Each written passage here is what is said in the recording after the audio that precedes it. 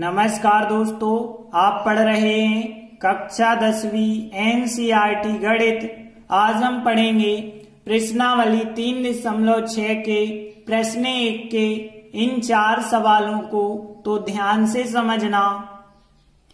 तो देखिए प्रश्न 1 क्या है, निम्न समीकरणों की युग्म। देखिए ये 2 समीकरण दिए गए हैं, ये कहलाता है इनका युग्म। अब हमें क्या करना है, इनको रैखिक समीकरणों के युग्म में बदलना है। मतलब अभी तक आप देख रहे हैं एक्स वाई बटे में है, तो ये रैखिक समीकरण नहीं है। अब हम इनको रैखिक समीकरणों में बदलेंगे, उसके बाद हल करेंगे। तो देखिए हम पहले सवाल को लेते हैं। यहाँ रैखिक समीकरणों के जो युग्म दिए गए वो हमने लिखे। अब आप ध्यान देना, यहाँ बटे में 2x है, लेकिन यहाँ बटे में 3x है। यहाँ अलग अलग संख्याएं हैं, तो हम क्या करेंगे, यहाँ एक सी संख्या जो है बटे में दिखाना चाहेंगे। तो देखिए हम 1/2 आगे लिख देते हैं, बाकी बचा होगा बटे में x, तो 1/x। अब देखिए यहाँ पे भी 1/3x को यदि हम लिखेंगे तो 1/3 आगे लिख दो, बाकी बचा 1/x। तो देखिए 1/x यहां भी हो गया, यहां भी हो गया। यही चीज आपको ध्यान रखनी है। अब देखिए इसके बाद यहाँ प्लस है, यहां भी प्लस है, 1/3y, लेकिन यहाँ 2y है। यदि एक सा होता तब कोई समस्या नहीं थी, सीधा कोष्टक लगा देते, लेकिन यहाँ 3 अलग, यहाँ 2 अलग, तो हम यहाँ 1/3 जो है अलग करके लिखेंगे। बाकी बचा होगा 1/y, यहाँ पे 1/2 अलग करके लिखेंगे, बाकी बचा होगा 1/y। बराबर में जो भी संख्या है वो संख्या हमने लिख दी। ये बना देना समीकरण 1 और ये बना दिया हमने समीकरण 2। अब ध्यान देना, यहाँ 1/x, यहाँ 1/x, तो हम मान के चलेंगे 1/x को p के बराबर, और 1/y यहाँ भी है, यहाँ भी है, तो 1/y को q के बराबर मानेंगे। तो देखिए हमने लिखा समीकरण 1 और समीकरण 2 में 1/x की जगह है p और 1/y की जगह q रखेंगे। तो देखिए 1/2 तो हमें लिखना पड़ेगा, और बाकी 1/x की जगह रख दिया है p। फिर 1/3 तो हमें लिखना पड़ेगा, और 1/y की जगह रख दिया है q।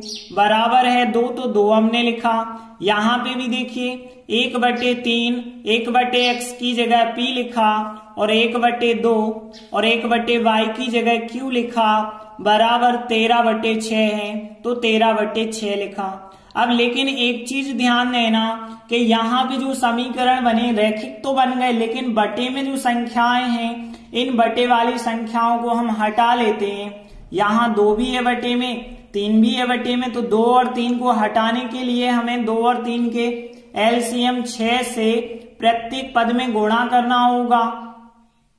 तो देखिए यदि प्रत्येक पद में हम 6 से गुणा करेंगे तो क्या मिलेगा, 2 एकम 2, 2 3 6 कट जाएंगे। 3 का 1 p से गुणा करेंगे तो 3p मिलेगा, 3 एकम 3, 3 दूनी 6, 2 का 1 q से गुणा करेंगे तो 2q मिलेगा, और यहाँ 6 और 2 का गुणा होगा तो 12 हो जाएगा। यहाँ पे देखिए अब यहाँ 3 है बटे में, 2 है बटे में और 6 है बटे में। 3, 2 और 6 तीनों संख्याओं को यदि हमें हटाना है तो 3, 2, 6 तीनों संख्याओं का एलसीएम होगा 6 का प्रत्येक पद में गुणा कर देना। तो देखिए यदि आप 6 का गुणा प्रत्येक पद में करेंगे तो यहाँ 3 एकम 3, 3 दूनी 6, अब 2 का गुणा 1 p से होगा तो यहाँ 2p आ जाएगा, प्लस 2 एकम 2, 2 3 6, तो 3 का गुणा 1 q से होगा, 3q आ जाएगा। बराबर 6 से 6 कट जाएगा, 13 यहाँ बचा होगा। अब देखिए इन दोनों को हम समीकरण 3 और समीकरण 4 का नाम दे देते हैं। अब इन दोनों को आप किसी भी विधि से हल कर सकते हैं। जैसे हम यहाँ पे आपको विलोपन विधि बता रहे हैं, तो विलोपन विधि में हम गुणांक समान करते हैं। जैसे हम p के समान करेंगे तो 2 का गुणा इस वाले समीकरण में, 3 का गुणा इस वाले समीकरण में करेंगे। तो देखिए हमने लिखा समीकरण 3 में 2 का गुणा, इसमें 2 का जब आप गुणा करेंगे तो यहाँ 3 दूनी 6 p बन जाएगा, और 2 दूनी 4 क्यू बन जाएगा और 12 दूनी 24 बन जाएगा। और समीकरण 4 में 3 का करना है तो यहाँ 3 दूनी 6 पी बनेगा और यहाँ पे भी यदि आप 3 का करेंगे तो 3 त्रिका 9 क्यू बनेगा। यहाँ भी 3 का करेंगे तो 13 3 39 बन जाएगा। अब आप देखेंगे इन दोनों को या तो जोड़ना होगा या घटाना होगा। यहाँ पी के गुणांक समान है और दोनों जगह धन धन के हैं, मतलब समान चिन्ह है। और जब भी समान चिन्ह होता है तो हम समीकरणों को घटाते हैं। तो हमने लिखा घटाने पर और घटाते वक्त नीचे वाले समीकरण के चिन्ह बदल जाते हैं, धन के ऋण हो जाएंगे। अब देखिए 6 पी धन के ऋण के कट गए, 4 क्यू धन के हैं, 9 क्यू ऋण के हैं, तो माइनस के बच गए यहाँ पे 5 क्यू बराबर। यहाँ पे देखें 24 धन के 39 ऋण के हैं, माइनस के 15 यहाँ पे बच जाएंगे। दोनों तरफ के माइनस माइनस काट देना, 5 क्यू बराबर 15 आएगा और क्यू बराबर आ जाएगा 15/5 आएगा। और 15 में 5 का भाग देंगे तो क्यू बराबर आ जाएगा 3। तो क्यू का मान जो 3 आया है उस मान को हम समीकरण 3 या 4 में रखेंगे, 1 या 2 में नहीं रखना, क्योंकि 1 और 2 में तो एक्स वाई है, पी तो है ही नहीं, क्यू है ही नहीं। तो यहाँ पे इसे हम समीकरण 3 में रख देते हैं। तो 3 पी और 2 क्यू की जगह 3 रखेंगे बराबर 12 है। तो देखिए इस प्रकार से क्यू का मान समीकरण 3 में रखेंगे तो 3 पी 2 क्यू की जगह 3 बराबर है 12। आगे सॉल्व करेंगे तो 3 पी 3 दूनी 6 हो जाएगा बराबर है 12।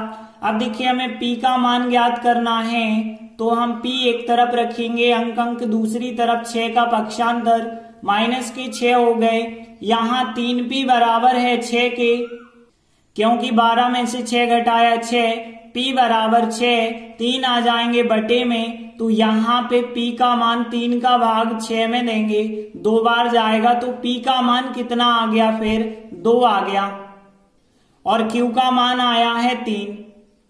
लेकिन यहाँ समीकरण तो हमारे एक्स वाई में थे, हमें एक्स वाई का मान चाहिए, तो फिर हम पी का मान यहाँ पे रखेंगे और क्यू का मान यहाँ पे रखेंगे, तब हमें एक्स वाई के मान मिलेंगे। तो देखिए हमने लिखा चूंकि 1/x पी माना है और 1/y क्यू माना है, तो देखिए 1/x बराबर पी की जगह कितना रख देना, 2 रख देना, और 2 के बटे कुछ नहीं है 1 कर लेना, और यहां से 2 और x का गुणा 2x और 1 और 1 का गुणा 1 होगा। तो x बराबर कितना आ जाएगा, फिर 1/2। और यहाँ पे यदि हम देखें तो 1/y बराबर q का मान आया है 3 रखना, बटे कुछ नहीं है 1। अब 3 और y का गुणा करना, 3y और 1 का गुणा 1 होगा। तो y बराबर 1 और 3 गुणा में है, बटे में आ जाएंगे, तो 1/3 हो गया y का मान। और हम अंत में लिख देंगे अतः दिए गए समीकरण युग्म के हल x बराबर 1/2 और y बराबर 1/3 है। इस प्रकार से पहला सवाल कंप्लीट हुआ। इसके बाद दूसरा सवाल है, तो देखिए यहां समीकरण युग्म जो दिए गए सबसे पहले हमने उनको लिखा। अब देखिए इनको हम कैसे व्यवस्थित करते हैं। देखिए यहाँ पे करनी x, यहाँ पे करनी x है, तो हम क्या करेंगे, दोनों जगह x ही संख्या है, 2 को बाहर लिख देंगे, बाकी ऊपर कुछ नहीं बचा होगा, 1/करनी x। यहाँ पे भी प्लस है तो प्लस लगाया, 3/करनी y है, और यहाँ पे भी करनी y है, तो करनी y को अकेला छोड़ेंगे तो 3 को तो आगे लिखना होगा, बाकी होगा 1/करनी y, और बराबर में 2 है तो 2 रहने दिया। फिर यहाँ 4/करनी x है, 4 को आगे लिख दो, बाकी हो जाएगा 1/करनी x। फिर माइनस लगा है, 9 को अब आगे लिख दो, बाकी हो जाएगा 1/करनी y बराबर है -1। अब देखिए ये हो गया समीकरण नंबर 1, ये हो गया समीकरण नंबर 2।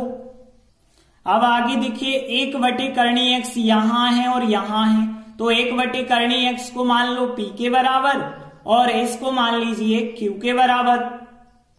तो देखिए हमने लिखा समीकरण 1 व समीकरण 2 में 1/करनी x को p माना गया और 1/करनी y को q माना गया। तो यहाँ पे क्या आ जाएगा, फिर देखिए यहाँ 2 आएगा, 1/करनी x आ जाएगा p, और फिर 3 1/करनी y बन जाएगा q बराबर है 2 और यहाँ पे आ जाएगा फिर 4 और ये बन जाएगा P और फिर माइनस यहाँ पे 9 और ये बन जाएगा Q बराबर -1 बन जाएगा। ये हो गया समीकरण नंबर 3, ये हो गया समीकरण नंबर 4। अब देखिए हम इन समीकरणों को यदि विलोपन विधि से हल करना चाहते हैं तो गुणांक समान करना जरूरी है। जैसे इस बार हम Q के गुणांक समान करके बता रहे, तो देखिए आप चाहें तो 9 का गुणा इसमें कर दें, 3 का गुणा इसमें कर दें, तो यहाँ पे भी समान गुणांक हो जाएंगे। 9 3 27, यहाँ भी 3 9 27 हो जाएंगे। या फिर केवल आप इतना करें कि समीकरण नंबर 3 में 3 का गुणा कर दें, तो 3 त्रिका 9 यहाँ पे बन जाएंगे, 9 यहाँ पे पहले से ही है। तो इस चौथे समीकरण में हमें किसी भी संख्या का गुणा नहीं करना होगा, फिर मतलब 1 का करना होगा। तो देखिए हमने लिखा समीकरण 3 में 3 का गुणा और समीकरण 4 में हम किसी का भी गुणा नहीं कर रहे, मतलब 1 का गुणा करने पर देखिए जब 3 का गुणा होगा तो 3 दूनी 6P हो जाएगा, 3 त्रिका 9Q हो जाएगा, 3 दूनी 6 हो जाएगा।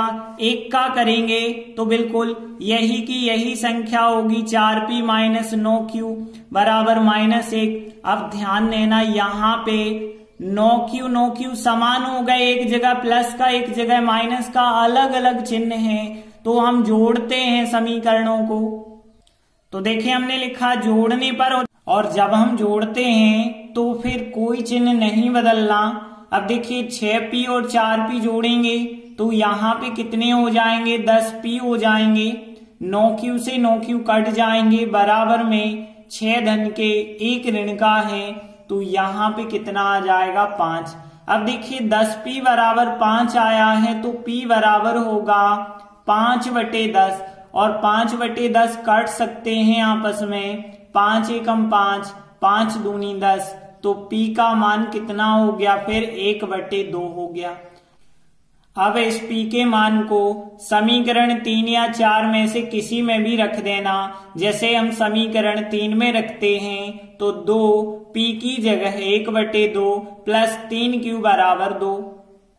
तो देखिए P का मान समीकरण 3 में रखेंगे तो 2P की जगह 1/2, 3Q बराबर 2 है। अब देखिए 2 से 2 कट जाएगा, कितना आएगा यहाँ पे 1 प्लस 3Q बराबर कितना आएगा 2। अब यहाँ पे ध्यान देना 3Q बराबर 2, 1 का पक्षांतर कर देना तो 1 हो जाएगा यहाँ माइनस का।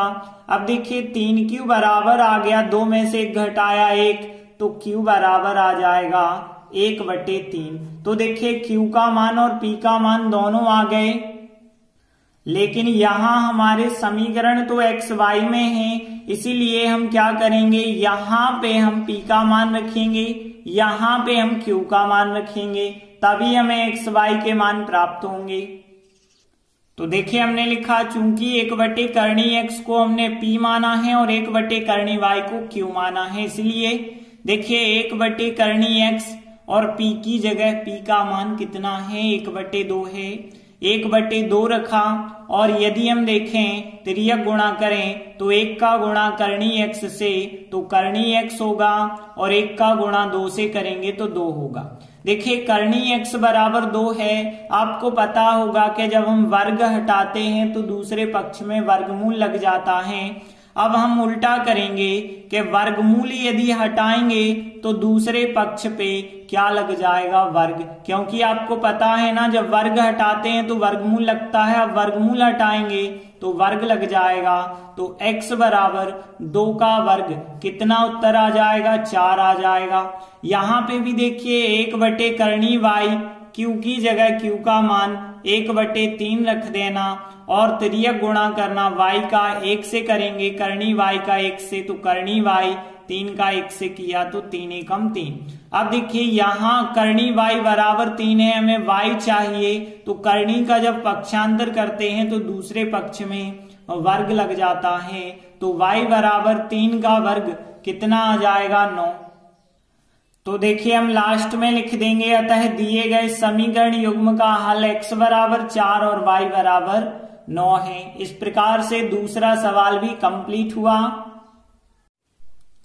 इसके बाद अगला तीसरा प्रश्न है इसमें भी दो हमें समीकरण दिए गए हैं, लेकिन बटे में x है, इसका मतलब ये रैखिक समीकरण नहीं है। तो देखिए हमने लिखा यहां जो हमें समीकरण युग्म दिए गए हैं वो लिखे। अब ध्यान देना, यहां पे देखिए 4/x है, यहां 3/x है, यहां भी बटे में x है, यहां भी बटे में x है। तो हम ऐसा करते हैं, इस 4 को आगे लिख देते हैं, बाकी बचा 1/x और यहाँ पे 3y को वैसे ही लिखना बराबर 14 है। अब 3y को आप ऐसा नहीं लिख सकते कि 3 आगे कर दो बाकी 1/y, बिल्कुल नहीं लिखोगे, क्योंकि बटे वाली संख्या को अलग लिखना है केवल। तो 4 अलग किया, बाकी बटे वाली संख्या 1/x, यहाँ 3 को अलग करेंगे, बाकी संख्या बची 1/x माइनस 4y और बराबर 23। यहां बटे में है ही नहीं, ये हो गया समीकरण 1, ये हो गया समीकरण 2। देखिए अभी तक के सवालों में हम क्या करते आए हैं, 1/x है तो उसे हम p मानते हैं, 1/y है तो उसे q मानते हैं।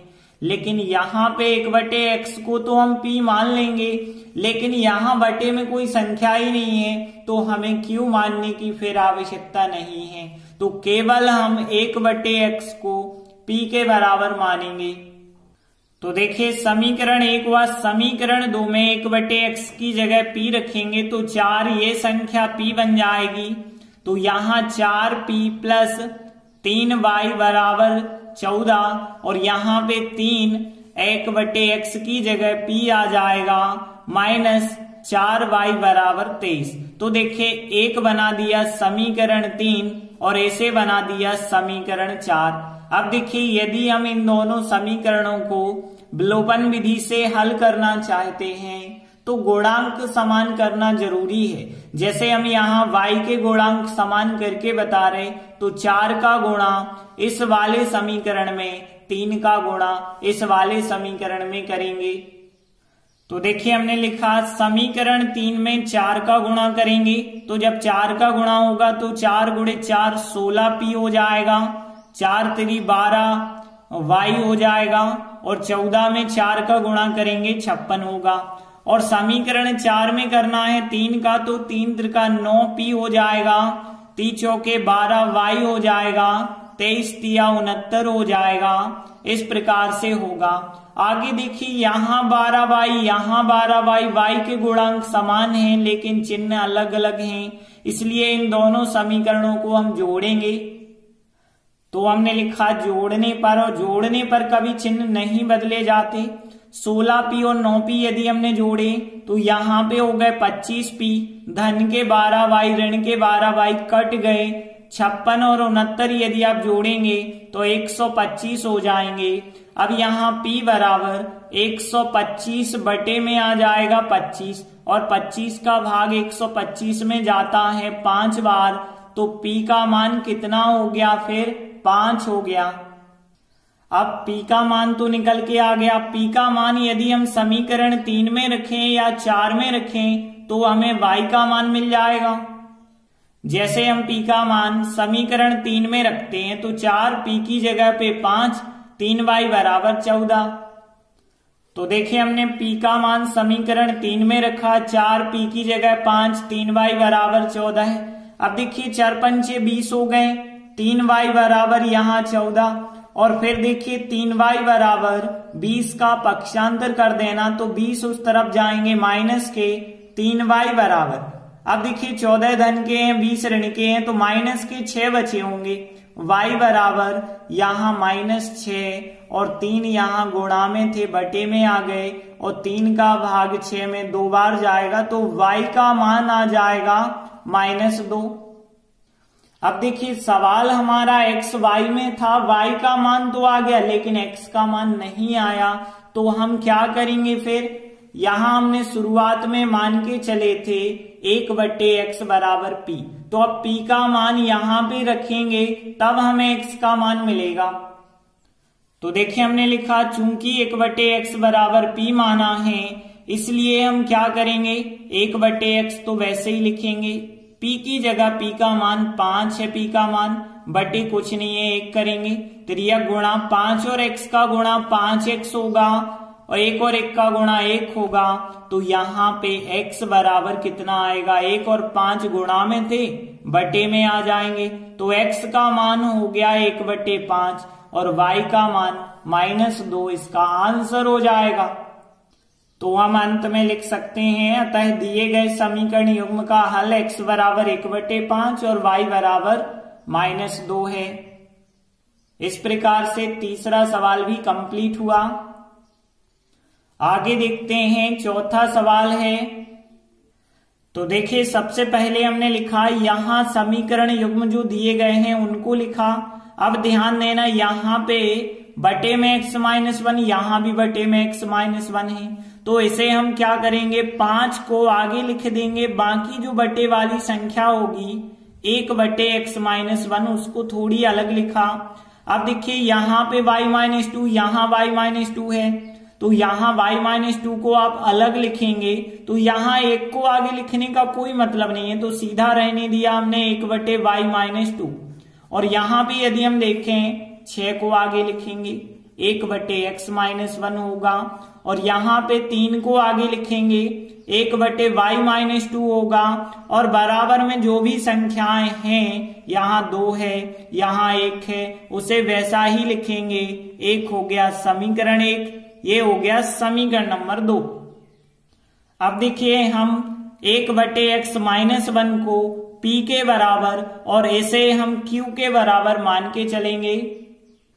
तो देखिए, हमने लिखा समीकरण 1 व समीकरण 2 में इसको मान लिया p के बराबर, इसको मान लिया q के बराबर, तो देखिए क्या आएगा, यहाँ पे 5 तो आएगा और इसकी जगह पे आ जाएगा p, प्लस इसकी जगह क्या रखेंगे, q रखेंगे, और बराबर में कितना है, 2 है, और यहाँ पे देखिए 6 आएगा, और ये वाली संख्या बन गई है p, माइनस यहाँ 3 आएगा, ये संख्या q मानी गई है, बराबर में 1 है तो 1 आएगा।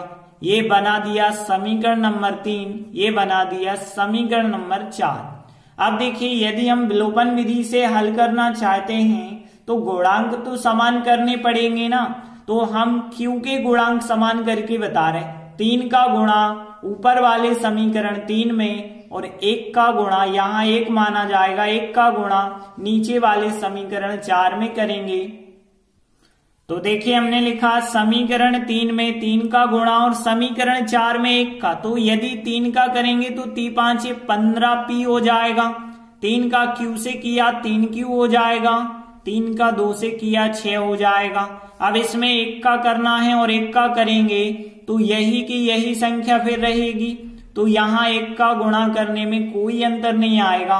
इसके बाद आप देखें तो q के गुणांक समान हैं, एक धन का एक ऋण का है, तो हम दोनों समीकरणों को जोड़ेंगे। तो देखिए, दोनों समीकरणों को जोड़ने पर, अब जोड़ेंगे तो चिन्ह नहीं बदलना, 15p और 6p जोड़ा तो 21p हो गए, धन के ऋण के कट जाएंगे, 6 और 1 7 हो जाएंगे। अब p बराबर आएगा 7/21, 7/21 तो कट सकते हैं ना, क्योंकि 7 एकम 7 होता है, 7 3 21, तो p का मान आ गया 1/3। अब हम p का मान समीकरण नंबर 3 या 4 में रख सकते हैं। जैसे हम समीकरण 3 में रखते हैं तो 5p का मान 1/3 और फिर प्लस q बराबर है 2। तो देखिए, हमने p का मान समीकरण 3 में रखा, 5p का मान 1/3 प्लस q बराबर 2 है, 5 का गुणा 1/3 से किया तो 5/3 प्लस q बराबर है 2 के। अब देखिए, हमें q का मान चाहिए, तो 5/3 का पक्षांतर कर देना, माइनस के हो गए, 2 में से 5/3 घटाएंगे तो 3 दूनी 6, 6 में से 5 को घटाया तो 1, और बटे 3 का 3 ही लिखना है, तो q का मान भी आ गया कितना, 1/3। अब देखिए, p और q के अभी मान आए हैं 1/3, 1/3, लेकिन हमारा सवाल तो x y में है, मतलब हमें x y के मान ज्ञात करने हैं, इसीलिए x का मान ज्ञात यहां से होगा, y का मान यहां से ज्ञात होगा, तो p और q के मान हम यहां पे रखेंगे, तब x y के मान हम ज्ञात कर पाएंगे। तो देखिए, हमने लिखा चूंकि 1/x-1 p के बराबर माना गया है और 1/y-2 q के बराबर माना गया है, तो 1/x-1 बराबर p का मान कितना है 1/3 है। और यदि आप तिर्यक गुणा करेंगे तो x-1 का 1 से गुणा 3 एकम 3 हो जाएगा। और यहां से x बराबर जो मान आएगा 3 और 1 का पक्षांतर करेंगे 1 धन का हो जाएगा। तो x बराबर कितना आ जाएगा 4 आ जाएगा। यहां देखिए 1/y-2 बराबर q का मान भी 1/3 है। तिर्यक गुणा y-2 का 1 से गुणा y-2 होगा और 3 का 1 से गुणा 3 एकम 3 होगा। y बराबर 3, 2 का पक्षांतर कर देना तो 2 धन के हो गए। तो y बराबर 3 और 2 5 हो जाएगा। तो देखिए हम अंत में लिख देंगे, अतः दिए गए समीकरण युग्म का हल x बराबर 4 और y बराबर 5 है। इस प्रकार से चारों सवाल कंप्लीट हुए। धन्यवाद।